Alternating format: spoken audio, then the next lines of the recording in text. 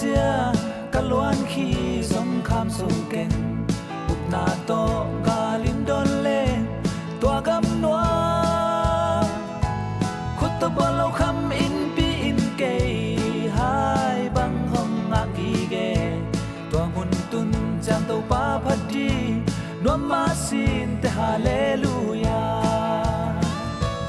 ka khut ten to pa phadi ka khete lan yang dinga ke hong i kumpi pa mai ka tun ni cha leya ka satam manong ki pya dinga kham lu khu ang ku sak dinga tua de hun chang lung dam loi i o bang chin ka om sen tam ilei tum pan asang bana kalento ni hom tun cha tua gam a mi poi mi sia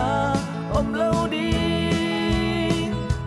dale kalung suan om no lo di tua mun wang itun cha iti so deu le chi om no lo di hallelujah hallelujah ka khuten to pa phachi ka khete la min yang dinga ke hong i kumpi pa mai ka tun ni cha leya ka satam manong ki pya dinga kham lu khu ku sak dinga tua de hun chiang lung dam lua i o bang chin ka om sen tam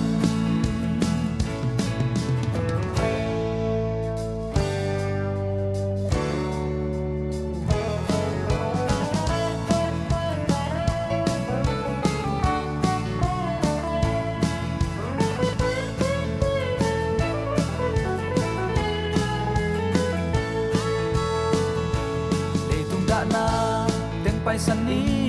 asang van katun ni cha mi vom ni kang pol ki te dan om lo di pai sai le ngai mi siang te to tu no phan na la sa in van pem kul kham ko sem tum di hallelujah hallelujah ta khut ten to pa phachi ka khete yang dinga kay hong i kumpi pa mai ka tun ni cha leya ka satam manong kit pya dinga kham lu khu ang ku sak dinga tua de hun cha lung dam lua i o bang chin ka om sen tam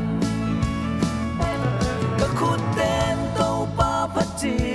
ka khete la min yang dinga kay hong i kumpi pa mai ka tun ni cha